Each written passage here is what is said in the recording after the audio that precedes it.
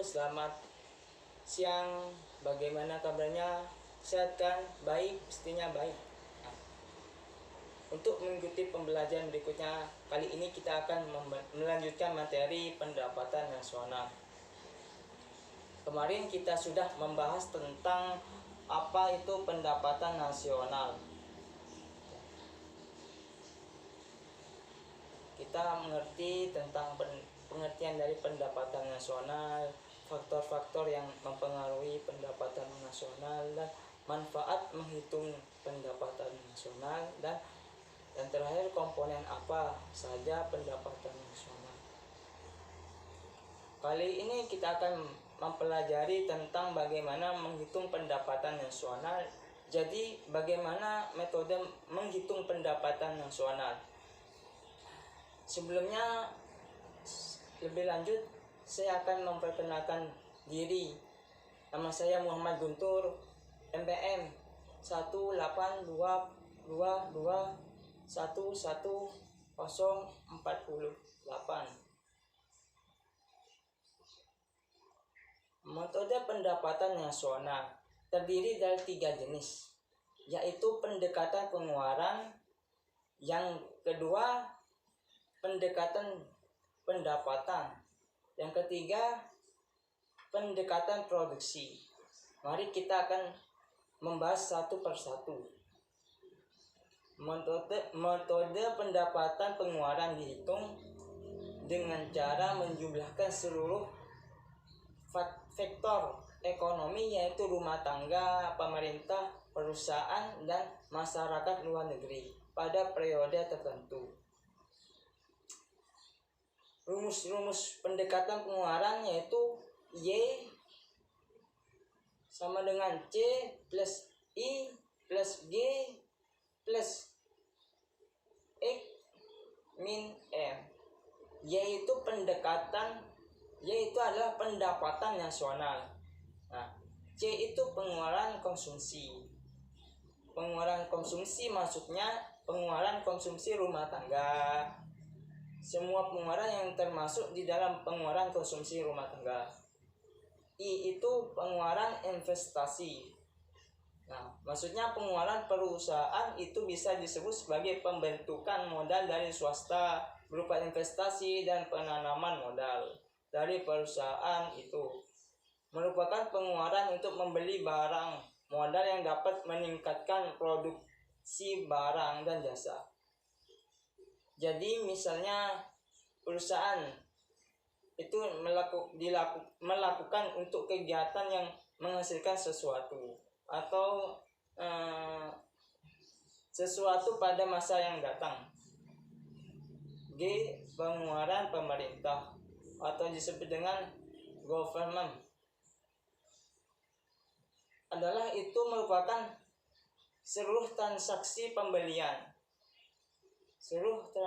pembelian yang dilakukan oleh pemerintah. Baik itu misalnya untuk investasi inflasi, produksi misalnya, atau pengeluaran pendidikan, kesehatan, dan sebagainya. X itu ekspor, M itu impor. Ekspor itu ini diperoleh dari nilai ekspor dikurangi dengan nilai impor yang disebut dengan impor neto atau X min M. Nah, berikut ini contoh pendekatan pengeluaran. Misalnya di situ sudah ditampilkan datanya, ya data nilai suatu negara dalam nilai rupiah. Rumusnya adalah Y sama dengan C plus I plus G X min M. Kita cari C-nya terlebih dulu. Nah, C ini konsumsi ya. Nilainya 2.600 konsumsi masyarakat. I-nya investasi ditambah G-nya 1.200 besarnya ditambah ekspor neto atau nilai ekspor. dikurangi nilai import ekspor plus ekspor min impor sehingga mendapatkan pengeluaran adalah jumlahnya 5.350. Oke, kita akan membahas metode pendekatan yang nomor 2. Pendekatan pendapatan adalah metode pendekatan pendapatan untuk memperoleh pendapatan nasional. Itu dengan cara menjumlahkan pendapatan dari berbagai faktor produksi yang memberikan sumbangan terhadap proses produksi. Jadi dengan kata lain metode ini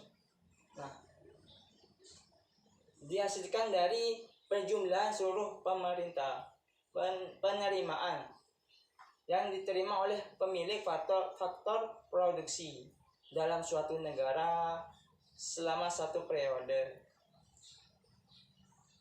atau 1 tahun. Nah, yang dimaksud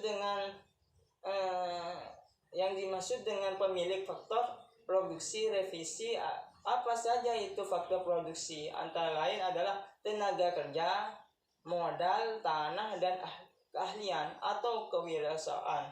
Nah, masing-masing dari faktor produksi ini akan menghasilkan pendapatan yang berbeda-beda. Contohnya, tenaga kerja itu akan mendapatkan memperoleh gaji atau upah. Sedangkan pemilik modal akan mendapatkan bunga. Dan pemilik tanah itu akan mendapatkan sewa dari penjelasan komponen-komponen tadi. Kita dapat mengetahui rumusnya adalah Y sama dengan R.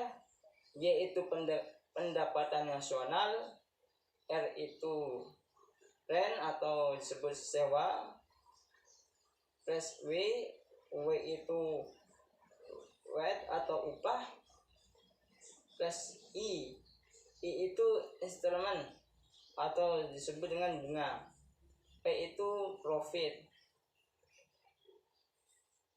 Untuk memperoleh besarnya pendekatan pendapatan nasional ini dengan cara menjumlahkan pendapatan dari pendapatan produksi yang memberi sumbangan terhadap proses produksi. Jadi dengan kata lain metode ini mendapatkan hasil dari seluruh penerimaan yang diterima oleh pemilik faktor produksi dalam suatu negara selama satu periode tertentu atau 1 tahun.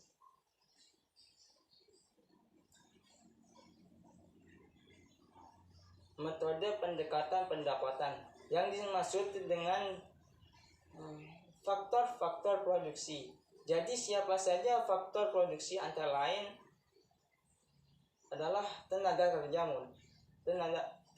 kerja, modal, tanah, dan keahlian atau kewirausahaan. Nah, masing-masing dan faktor pendapatan produksi ini akan mendapatkan hasil pendapatan yang berbeda-beda. Nah, contohnya tenaga kerja itu akan mendapatkan upah atau gaji. Sedangkan pemilik modal ini akan mendapatkan bunga, dan pemilik tanah itu akan mendapatkan sewa dari penjelasan komponen-komponen tadi. Kita dapat menyimpulkan bahwa rumus untuk menghitung pendekatan adalah Y sama dengan R plus W plus I plus P. Nah, Y itu pendapatan nasional. Nah, tadi sudah dijelaskan awal. Y itu pendapatan nasional sama dengan R itu rent atau bisa disebut dengan sewa, plus W itu upah atau disebut dengan wage, plus I itu bisa disebut dengan bunga. Sedangkan I itu pendapatan bunga, sedangkan P itu profit atau pendapatan dari keuntungan perusahaan dan usaha perorangan. Untuk lebih jelasnya kita perhatikan contoh berikut. Akan dicari nilai pendapatan nasional dengan nilai pendekatan pendapatan di mana mencari I kecil sama dengan gaji atau upah sebesar 2.000. 2.000 ditambah dengan R sewa sebesar 5.000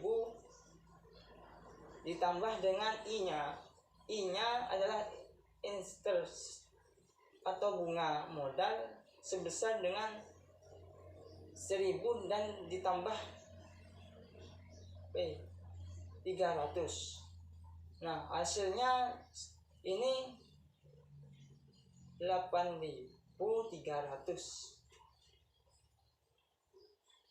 Nah, untuk menghitung nilai pendapatan nasional dengan mendapat pendekatan produksi dengan cara menghitung nilai tambah dari seluruh faktor produksi selama satu periode tertentu. Sehingga apa itu yang dimaksud dengan nilai tambah?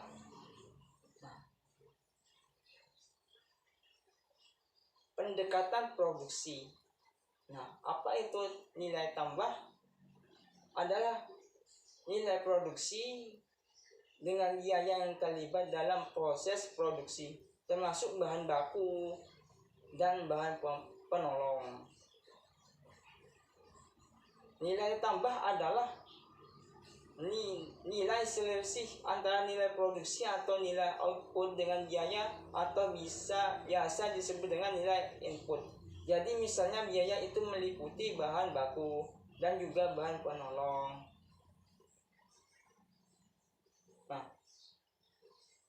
yang ketiga, metode penghitungan pendapatan nasional.